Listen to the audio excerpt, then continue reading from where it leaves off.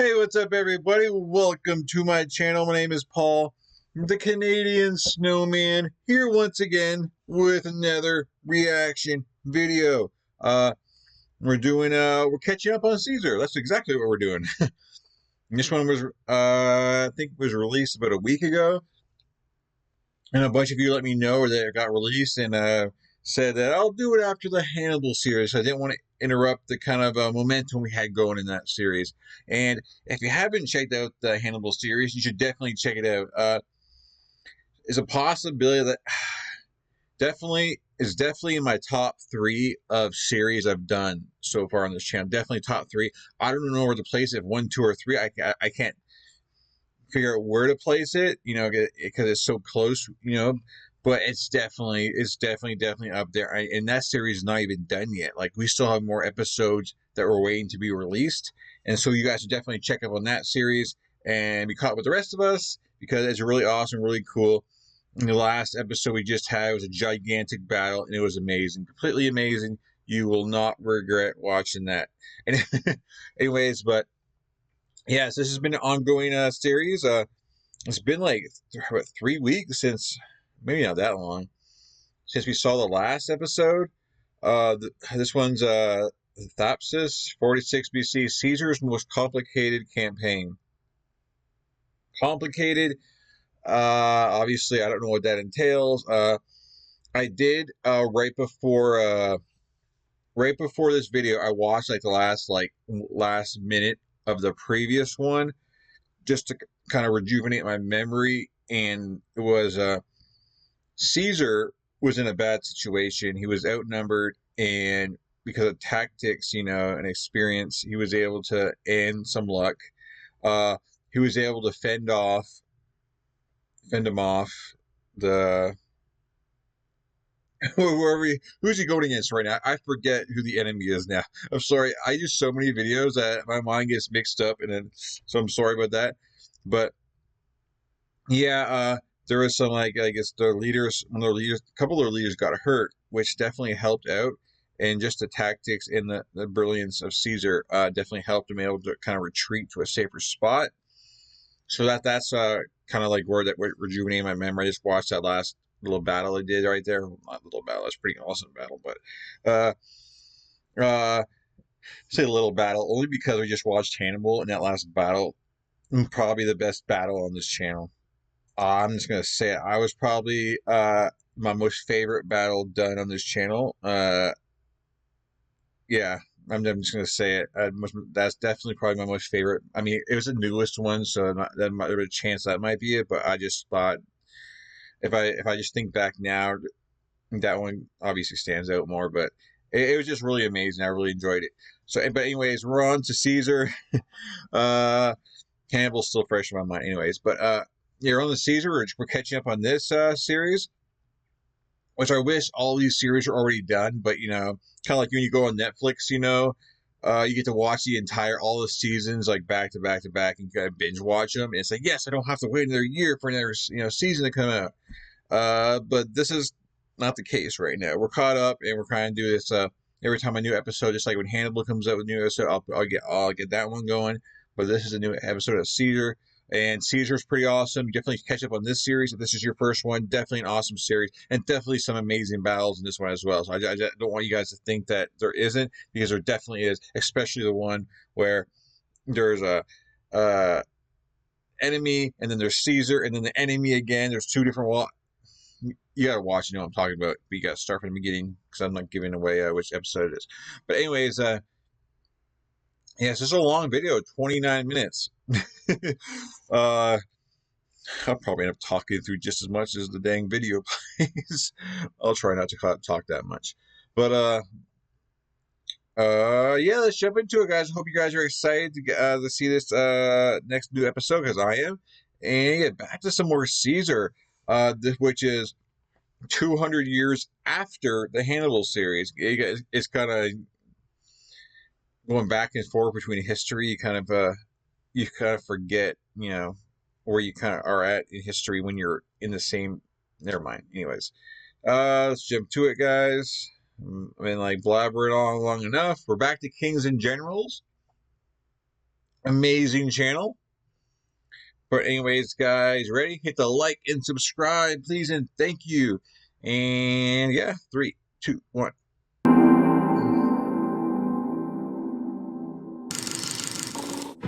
Caesar's campaign in Africa had been off to a bad start.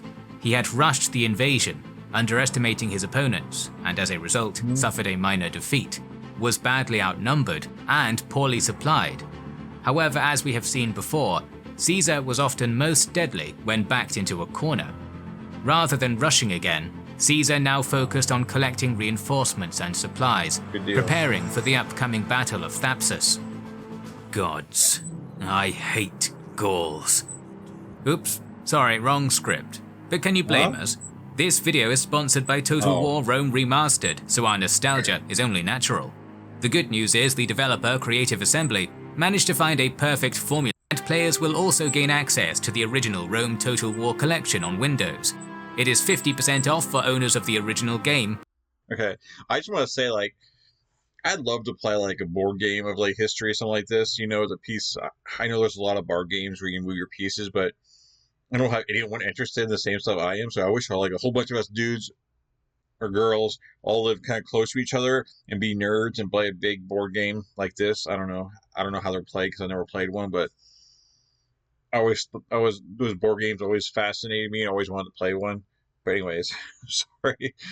I'm distracted pretty easy, apparently. Right. Caesar's first priority was improving the defences of Ruspina and creating entrenchments from the town to his camp and to the sea. In doing so, Caesar ensured his communication lines would be kept safe, while also providing a safe landing ground for any reinforcements and supplies. Caesar had been surprised by Labienus' tactic of mixing light troops with cavalry, and decided to mimic it, pulling light marines and archers off his ships in order to do so. Meanwhile, Scipio was en route to unite. At least, Caesar, the pride doesn't take over. He can admit when good tactics when he sees it, and he will apply it into his own army and not be stubborn and be like, no, my way is the best way, when it might not be. He'll acknowledge that a good thing when he sees it. So that's a mark of a great general, a great leader. So I think all the great leaders have that. They can adapt to what's best, pretty much. Meanwhile, Scipio was en route to unite his force with Labienus and Petreius, bringing with him almost all of the Optimate leaders and the entirety of their army, bringing its total to more than 60,000. Such an army would have already been larger than the one Pompey had, and to make matters worse for Caesar, there was also a possibility that the king of Numidia, Juba, would join Scipio with his own force, including its famed elephants. Wow. With fortifications improved, Caesar turned his attentions to supplies. The Optimates had previously stripped the area of corn, and most of the local workforce was pressed into their army, making the harvest of that year particularly poor. Caesar was forced to purchase supplies from wealthy individuals living in the area, and rationed them out to his army. A number of his scattered transports were hunted down by the Optimate navy and were captured or burned. Caesar ordered the remainder of his vessels to patrol the harbour of Ruspina, to keep the area clear for the anticipated arrival of troops and supplies from Sicily. Just when things were starting to look disastrous, Caesar had a stroke of luck. The Optimate army under Scipio had paused briefly at Utica, where Cato, the figurehead and political leader of the faction, was based. While the army was there, Cato began chastising Pompey's sons for failing to achieve as much as their father had by their age. Shamed and hoping to prove himself, Gnaeus took 2,000 slaves and freedmen and attacked the nearby kingdom of West Mauritania, ruled by King Bogud. The Mauritanians lured Gnaeus close to the town of Ascarum before sallying out and quickly defeating the small force. Humiliated, Gnaeus withdrew to the Balearic Islands, but his actions had far-reaching consequences. Having left a sizable garrison at Utica, Scipio now marched to Labienus and Petreius, uniting the two armies and establishing camp 5 kilometers from Caesar's position. They immediately began using their large cavalry forces to keep Caesar within his fortifications, making his supply situation even worse. Juba began marching to his allies, hoping to assist in a quick and definitive win over Caesar, but Gnaeus' actions now showed their consequence.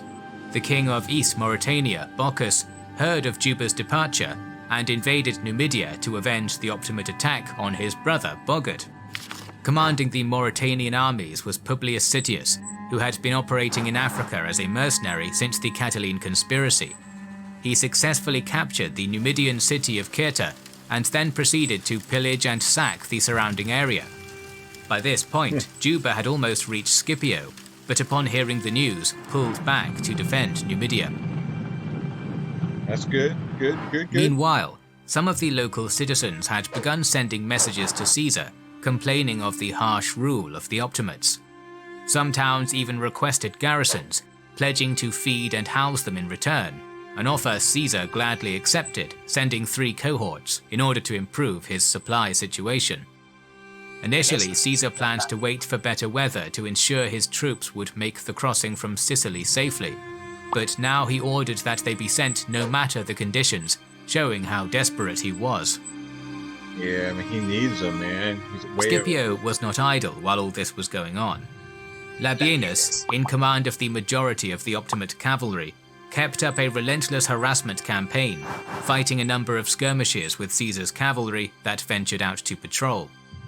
Labienus kept searching for ways of keeping Caesar's forces occupied, including attacking the towns of Leptis and Aquila, but he was repelled by Caesar's cohorts now garrisoned there. Nevertheless, these attacks were effective at keeping the pressure on Caesar.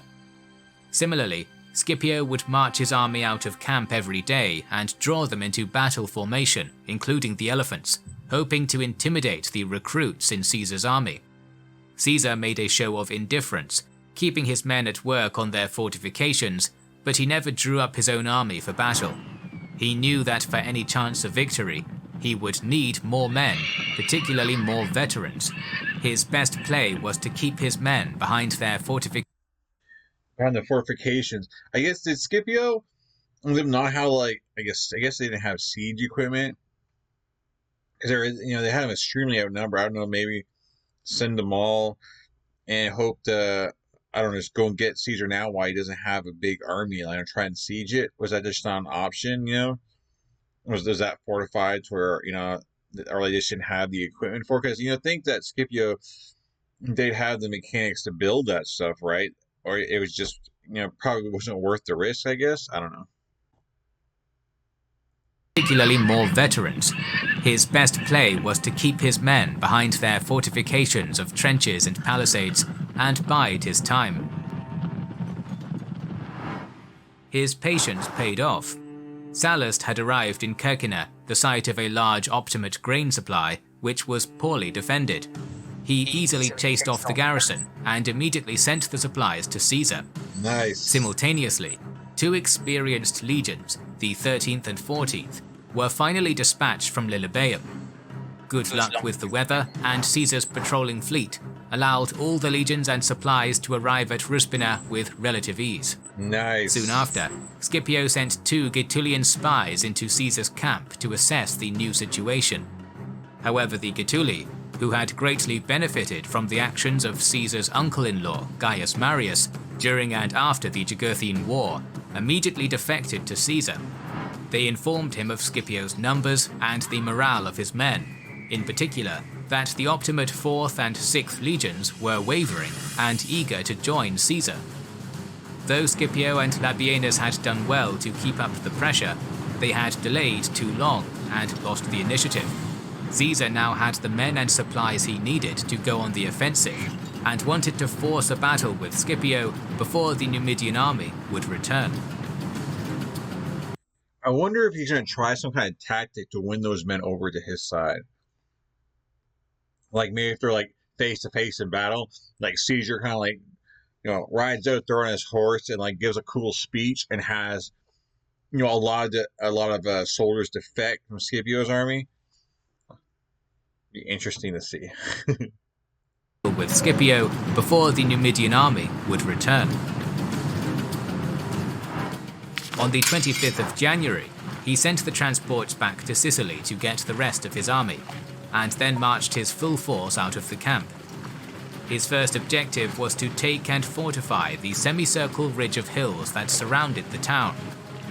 Looking to use similar tactics to those at Dyrrhachium, Caesar quickly seized as many of these hills as he could, ordering fortifications to be built to create a line of palisades across the tops of the hills.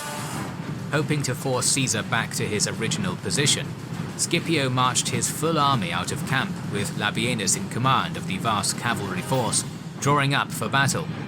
Caesar initially thought this was a bluff, but when the enemy approached in formation, he drew his legions up on the hills for battle, sending a small detachment of Spanish auxiliaries to seize one hill still held by Scipio. The Numidians holding the position there were quickly chased away, and Labienus led the majority of his right wing of cavalry to cover their retreat. Caesar noticed that Labienus had moved too far from the main Optimate battle line, and sent his own left wing of cavalry to charge through the hole, before turning back to attack Labienus from the rear. A large estate prevented Labienus from seeing this movement until the enemy cavalry was already behind him.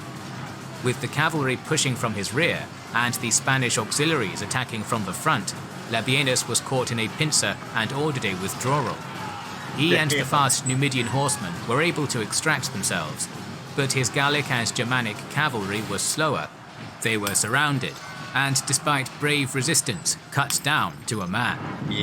Seeing that his right flank was in shambles, Scipio quickly ordered a retreat and pulled back to his camp. Feeling robbed, Caesar did the same. However, soon he tried to force a battle again, this time marching his army towards the town of Uzica, a major water source for Scipio, which was located just outside the Optimate camp. Scipio marched his army out of camp, positioning them on either side of the town in a strong defensive position. Eagerly, Caesar again drew his men up for battle, but was reluctant to attack Scipio in such a strong location. For the remainder of the day, the armies stood opposite each other until Caesar ordered a retreat. Frustrated once more, Caesar returned to his camp and continued to further fortify his position on the ridge. Scipio had been delaying for a good reason. Immediately after the cavalry skirmish where the Gallic and Germanic cavalry had been lost, he had sent word to Juba demanding his help. Juba, who owed his kingdom to Pompey, obliged. He left his general Sabura, the victor of Bagradas, to fight Citius, and marched to Scipio with 3 Numidian legions trained in the Roman style, 800 heavy cavalry, more light infantry and cavalry, and 30 more elephants. The Optimates now had 8 Roman and 3 Numidian legions, approximately 55,000 men, almost 16,000 cavalry, 60 elephants, and perhaps as many as 20,000 light infantry, a total of around 90,000 men, a truly colossal force. Wow. Scipio thought that it was his turn to go on the offensive. His fleet had been hunting down any of Caesar's ships that had been blown astray in the crossing from Sicily, and the prisoners were brought to him.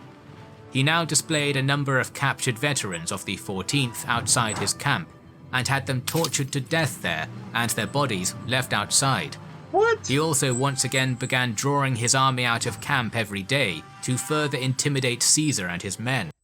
I mean, that's just wrong, man. I guess, like, prisoners aren't kept like they used to be, but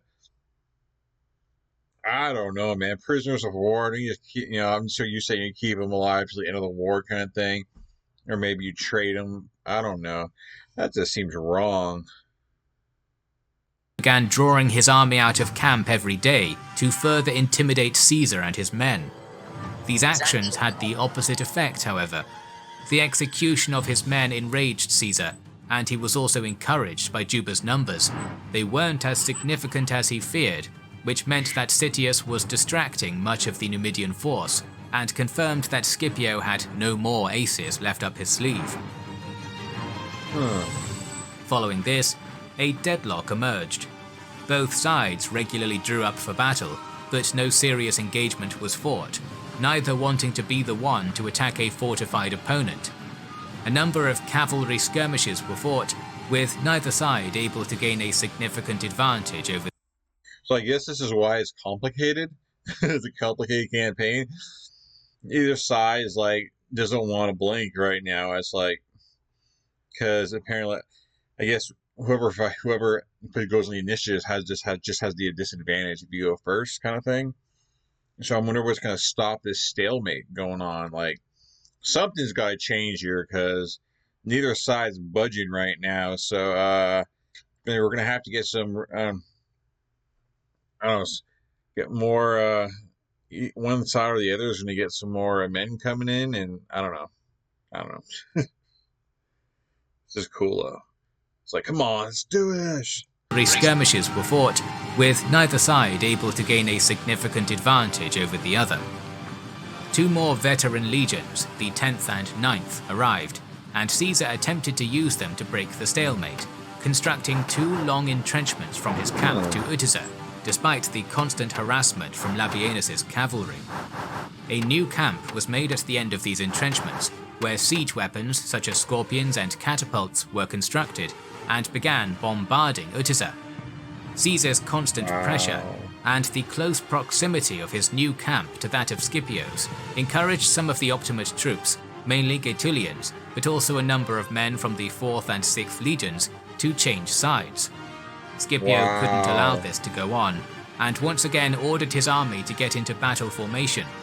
Caesar did the same, but the broken ground in front of Scipio's army dissuaded him from attacking, despite the two armies now being less than 200 meters apart. Wow. After squaring off for half a day, Caesar withdrew back into camp. That is when Labienus launched an attack on Caesar's retreating cavalry and light infantry. The legions were close enough to prevent a complete disaster, but the attack gave Caesar food for thought.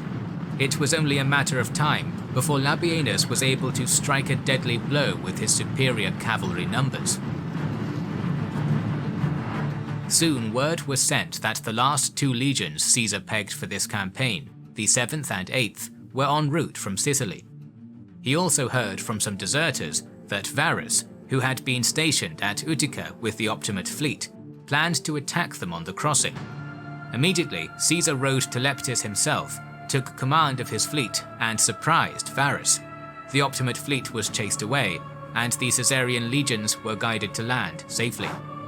Caesar now felt comfortable enough to send 2 legions out of his fortifications to find supplies in the nearby estates. At this point, Optimate deserters informed Caesar of an ambush planned by Labienus, and Caesar managed to surprise his old ally, killing 500 light infantrymen and routing the Numidian cavalry.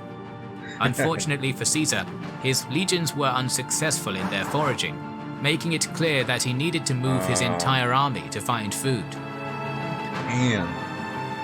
Caesar left a garrison in Ruspina, burnt his camp, and marched out with his full force. He foraged the area around Agar and Seta, constantly shadowed by Scipio's army. After foraging around Seta, Caesar began retreating to his camp, roughly 23 kilometers away, but was once again attacked by Labienus and his Numidian cavalry and light infantry. This time, Labienus kept up the attack, retreating when Caesar's men turned to confront him, and then continuing the harassment as soon as they began marching again. Caesar's cavalry took the brunt of these attacks, and he was eventually forced to pull them from the rear and use his legions to fend off the Numidians. His heavy infantry took less damage than his cavalry, but his army was now moving incredibly slowly, only managing to cover 300 meters in 4 hours. Damn. Night finally set in, and Labienus withdrew his troops. But he had been successful in doing significant damage to Caesar's already much smaller cavalry force. Damn. Impressed by how effective Numidian light cavalry and light infantry had been against him, Caesar began drilling his men in tactics to combat them, such as how far to retreat from them and when they should turn and throw javelins. He was soon met by the last Sicilian reinforcements, bringing his force to 12 legions. That's just cool. That's so cool. Caesar always learning and adapting to his situation and teaching his troops, just to get, a better way of doing things. Yeah, as a troop, it kind of make you feel pretty good. That your leader cares that much about you. That he wants to do what's best for you and teach you new things to protect you and all that stuff. So that's gotta be pretty cool. Met by the last Sicilian reinforcements, bringing his force to 12 legions, 5 newly raised and 7 veteran, roughly 3,000 to 5,000 cavalry, and an unknown number of light infantry. Caesar's veteran legions had taken casualties, some might even be at only half strength, and so establishing the size of Caesar's army is difficult, but a number of around 60 to 70,000 seems reasonable.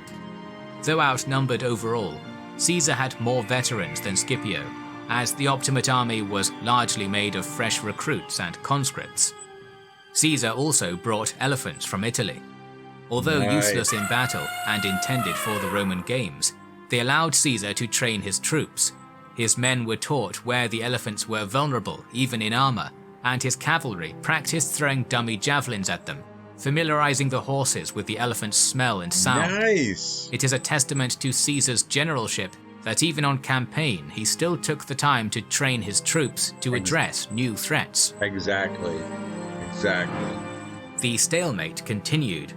Caesar was moving from town to town looking for supplies, with Scipio shadowing him. Labienus attempted to keep up his skirmishing campaign while Caesar marched, but Caesar's training had paid off. 300 men from each legion were assigned to not carry any baggage and instead act as a quick response rearguard, fending off all of Labienus's harassing attacks. Finally, Caesar had enough. Time and again he had formed up his army for battle, only for Scipio to decline.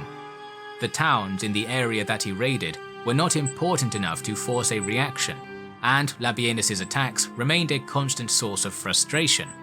Caesar needed to be able to force Scipio into a situation where he had no choice but to fight. So on April 4th, Caesar abandoned his camp at night and moved to Thapsus. Thapsus was a major city in the area, holding a large port, supplies, and arms and armor.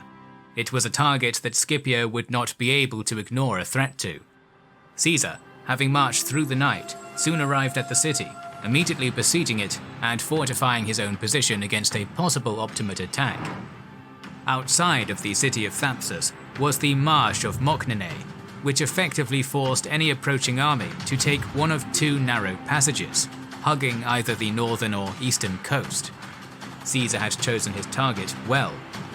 He established 2 forts, one in the eastern passage, which was garrisoned by 3 cohorts, which effectively blocked that pass, and one surrounding the city of Thapsus.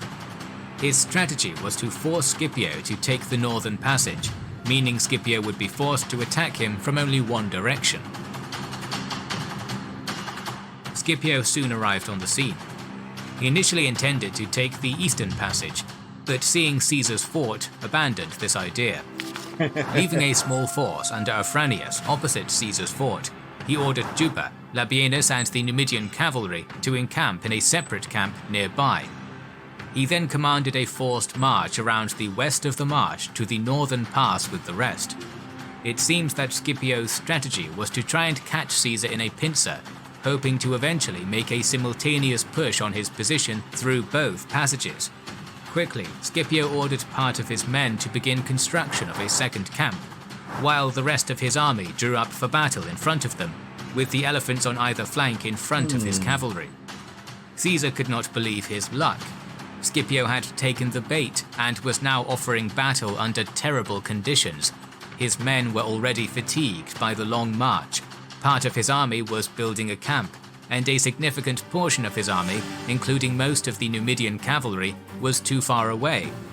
Leaving 2 of the rookie legions encamped around Thapsus, Caesar eagerly formed up the rest for battle. He deployed his army in the classic 3 lines. The 10th and 7th legions were stationed on the right, and the 8th and 9th on the left.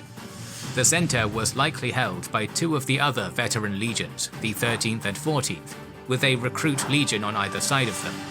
Mixing recruit and veteran legions like this was a favoured strategy of Caesar's.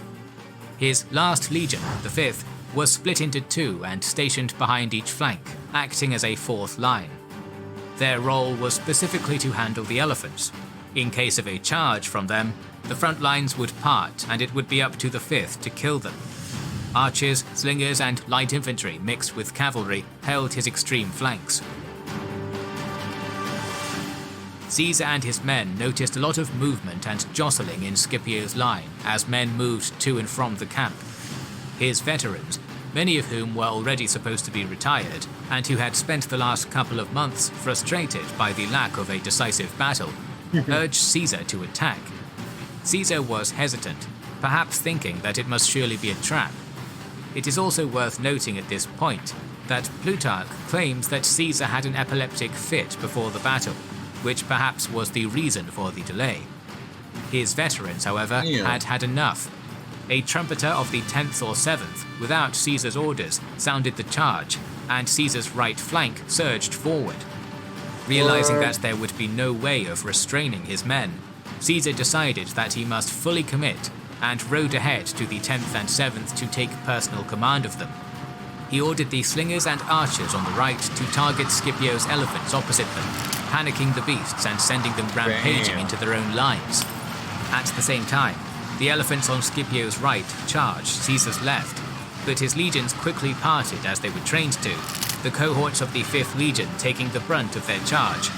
They fought bravely, using spears to jab at the vulnerable and sensitive points on the elephants, blasting trumpets loudly to further frighten them. The elephants were soon panicked and turned to run back to Scipio's army. Scipio's line was now being charged by his own elephants, with Caesar's legions following close behind. Panic had set in almost immediately. The left, fighting Caesar's 10th and 7th, was the first to break, the entire line following shortly after. Keep going, keep going. Some tried to fight, but most were stampeding towards the camp that was still being built. Caesar now had all the momentum, and his men easily cut down the fleeing and disorganized Optimate forces, as well as those who were constructing the camp. The garrison at Thapsus attempted to sally out to distract Caesar's army, but the 2 legions left in the camp easily repelled it. These legions then marched down the eastern corridor to the camps of Afranius and Juba. In a full-scale rout, Scipio's men fled around the western edge of the marsh, desperately trying to reach these camps, with Caesar's men in hot pursuit. It was a disaster for the Optimates. When Scipio's men reached the forts, they found Afranius's camp already overrun and Juba's being assaulted by Caesar's 2 other legions. The Numidian king, seeing Caesar's main force now approaching, gave up the fight and retreated with Labienus, Petreius, and what cavalry he had left. Caesar's force stormed his camp, easily taking it. Caesar's men massacred many. Dio blames this on Caesar. However, most sources say Caesar ordered the men be spared, but that his battle-frenzied soldiers disobeyed. It seems likely that Caesar did not order the massacre. A master propagandist, Caesar knew the power of mercy, and was renowned, even in his time, for sparing the vast majority of his Roman enemies. The battle was over. Some sources suggest that the Optimates lost 10,000, others suggesting as many as 50,000, while Caesar's losses were as little as 50 or as many as 1,000. 50? It was a decisive victory for Caesar. Following the battle, the Optimate leadership was scattered. Labienus, Varus, and Pompey's son Sextus had managed to escape and would eventually make it to Spain, where they would continue to resist Caesar. Afranius, along with Faustus Cornelius Sulla, collected the survivors and began pillaging Mauritania, planning to gather enough supplies to then also cross to Spain. However, they were caught by Citius and then killed. Petreius and Juba fled to Numidia, confident they would find support there. Citius had been successful in defeating and killing Juba's general Sabura, however, and the Numidians now turned on their king, barring their gates to him. With no options left, the 2 men decided to commit suicide.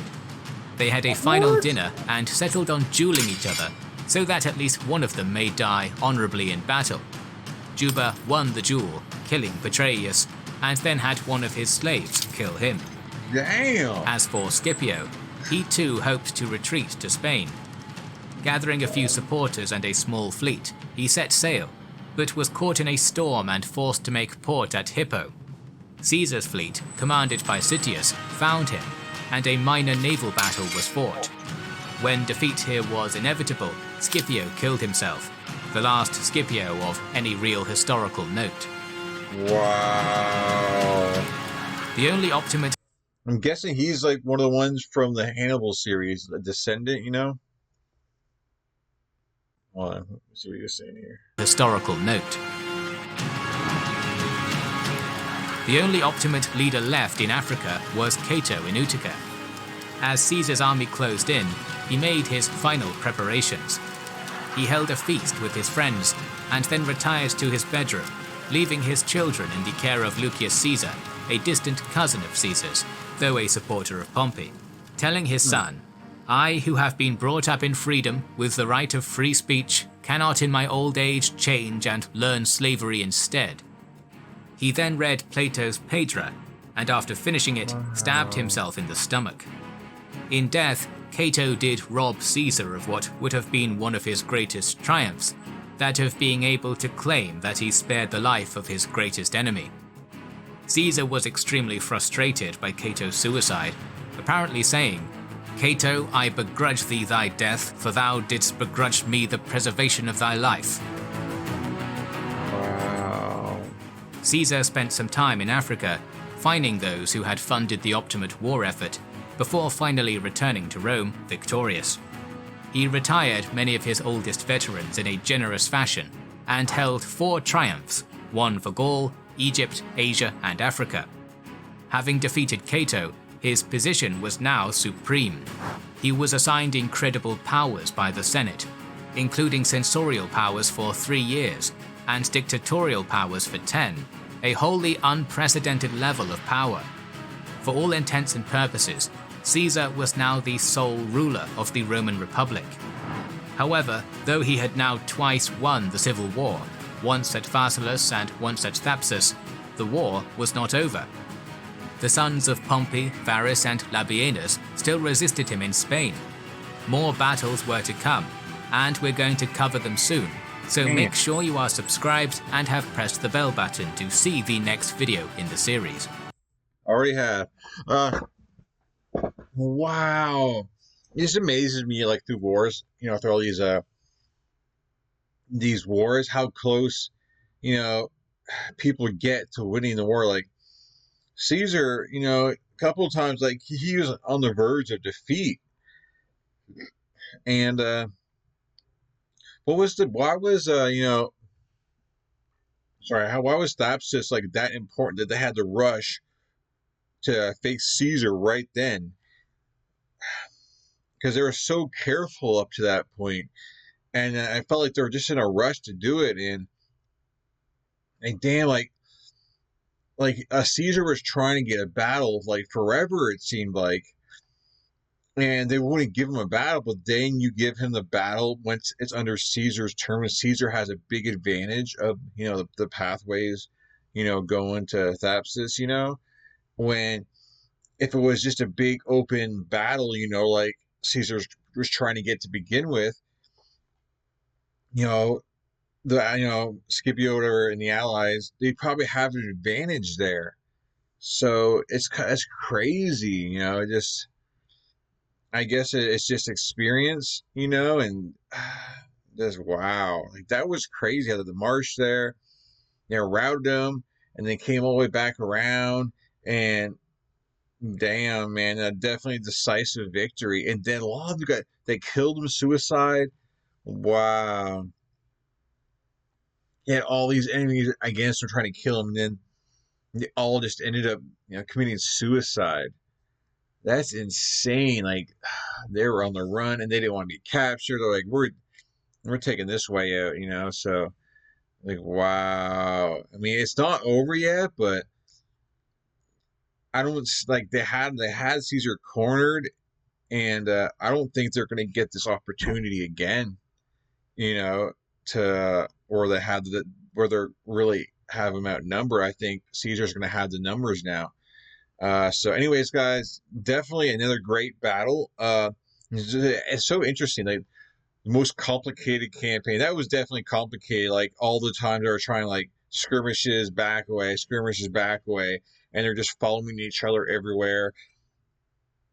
That was definitely very complicated. And then getting back up from the sea, and then my God, that was very like that was just crazy. That was definitely complicated and very drawn out. It's like, come on, battle. It's like each side was not giving in, and then the other side gives in when they shouldn't have. They probably should have gave in long before then, because the odds would have been better. All those other times than it would have been that last time. I don't know. We'll find out what happens next whenever the new episode comes out. Until then, I don't know what I'm doing tomorrow. Bobby, I got like a 2-part series or just a 1-part episodes. I do like the smaller stuff between the bigger campaigns, series and stuff like that. But thank you guys for watching. Please hit that like and subscribe button, and I'll definitely catch you guys in future videos. Always a pleasure. Like, comment, subscribe, all that fun stuff, and yeah, peace, and I'll catch you guys in future videos. I think I already said all this stuff, so I'm just keep repeating myself. But anyways, you guys have a good night, good day, and yeah, I guess that's it. Bye.